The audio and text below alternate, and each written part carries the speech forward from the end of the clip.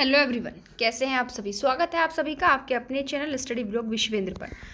जैसे कि हमने पहले आर्टिकल 21 पर आप सभी के लिए एक मोस्ट इंपॉर्टेंट लीडिंग केसेस की वीडियो लेकर आए थे, उसी प्रकार से आज हम आप सभी के लिए कॉन्स्टिट्यूशन के आर्टिकल 15 पर एक मोस्ट इंपॉर्टेंट वीडियो लेकर आए हैं। और साथ ही साथ इस वीडियो को हमने 2 पार्टों में डिवाइड किया है, यानी कि पहले पार्ट में हम आर्टिकल 15 के तीनों क्लॉजों की बात करेंगे और जो सेकंड पार्ट हम इसका लेकर आएंगे उसमें हम आपको फिर आपके 4, 5 और 6 जो क्लॉज हैं उनकी बात करेंगे। आइए शुरुआत करते हैं इस वीडियो की। तो देखिए, आर्टिकल 15 जो है वो प्रोहिबिट कर रहा है किसको, डिस्क्रिमिनेशन को।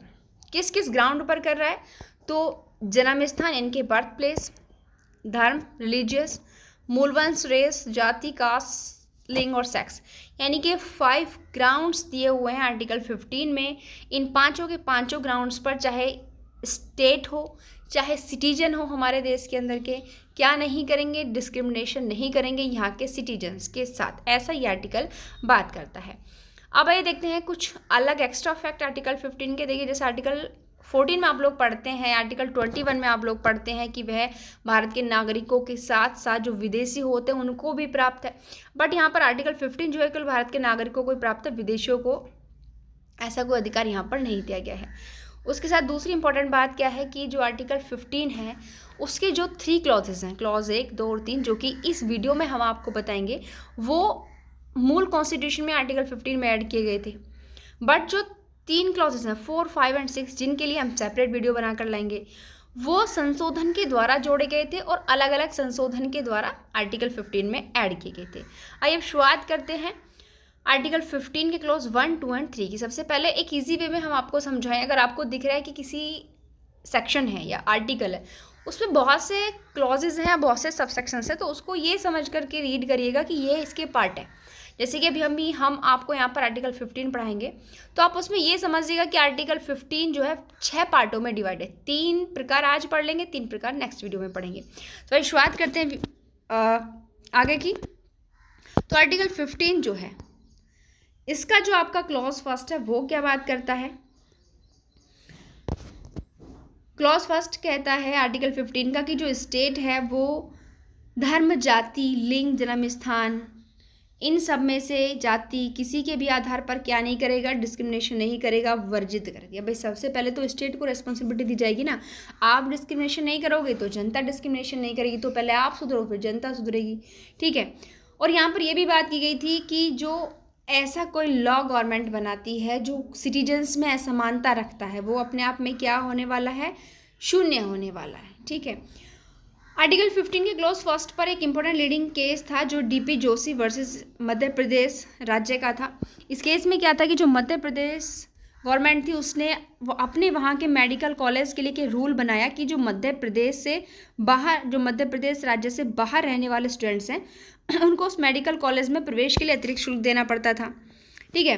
बट मध्य प्रदेश में ही रहने वाले जो छात्र थे उनको किसी प्रकार का एक्स्ट्रा इस प्रकार से प्रवेश शुल्क नहीं देना पड़ता था।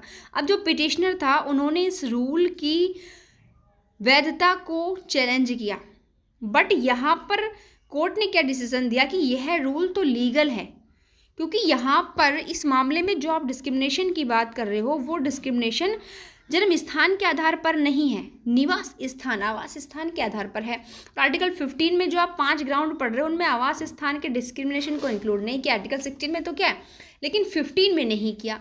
तो जो चीज़ जिस आर्टिकल के अंतर्गत इंक्लूड नहीं है आप उसको वहाँ पर चैलेंज नहीं कर सकते हो। अतः कोर्ट ने क्या किया, इस आधार पर, आवास स्थान के आधार पर जो चीज़ें एक्स्ट्रा रखी गई अपने स्टेट के स्टूडेंट्स के लिए उसको वैलिड यहाँ पर ठहराया।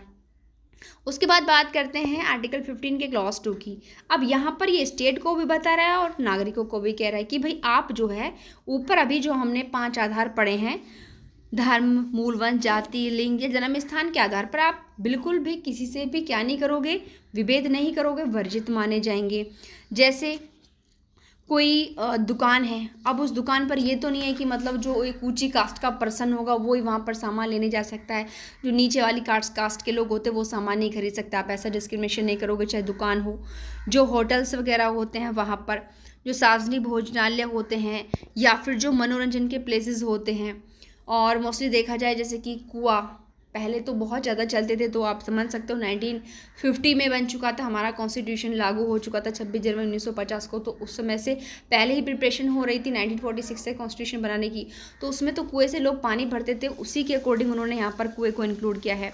और जो तालाब होते हैं, घाट हैं, सड़कें हैं, ठीक है, सार्वजनिक पार्क, ठीक है, जो सड़कें होती हैं, बस स्टैंड वगैरह, पटरी, रेलगाड़ियाँ, मतलब मोस्टली अस्पताल, बहुत सी चीज़ें जहाँ पर ऐसा नहीं कि कोई जिसकी आवश्यकता किसी स्पेसिफिक एक कास्ट के पर्सन रिलीजियस को पड़ती हो। ये वो जगह होती हैं जहाँ पर किसी भी कास्ट और किसी भी रिलीजियस का व्यक्ति आता जाता है, ठीक है।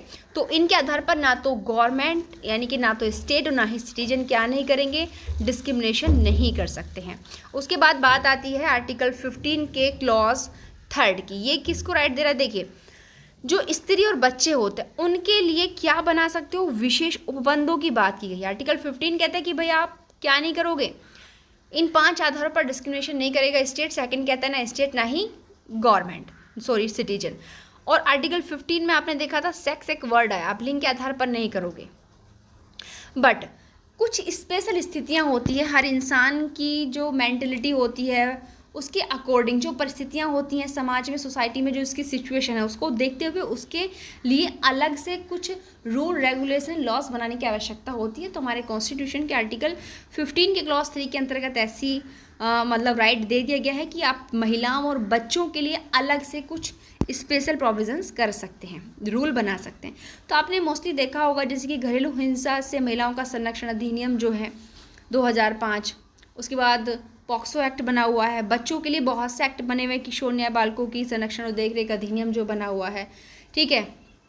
जो कार्यस्थल पर कार्य करने वाली महिलाएं होती हैं उनके साथ जो सेक्सुअल हरेसमेंट होता है उसके अगेंस्ट वहाँ पर लॉस बने हुए। तो जितने भी ये एक्ट बन रहे हैं चिल्ड्रंस या फिर वीमेन से रिलेटेड, तो ये कहाँ से प्रोटेक्ट होने सारे आर्टिकल 15 के क्लॉज 3 से, ठीक है। क्या आप परिस्थितियों को देखते हुए इतना डिस्क्रिमिनेशन कर सकते हो, बट जनरल चीज़ों में नहीं कर सकते। जनरल कैसे, मानो कोई अब आप देखेंगे कि BNS के सेक्शन, किस सेक्शन में मर्डर के लिए पनिशमेंट की बात की गई, तो 103। अब 300 तो भूल जाइए, 103 में बात की गई है। अब यहाँ पर मानो कोई एक पुरुष या महिला, ये इनमें से कोई भी अगर मर्डर करता है तो ऐसी बात तो नहीं है कि 102 103 के अंतर्गत केवल कौन पनिशेबल होगा, पुरुष होगा, महिला नहीं होगी, ऐसी बात नहीं है। यहाँ दोनों ही पनिशेबल होंगे जो भी अपराध करेगा।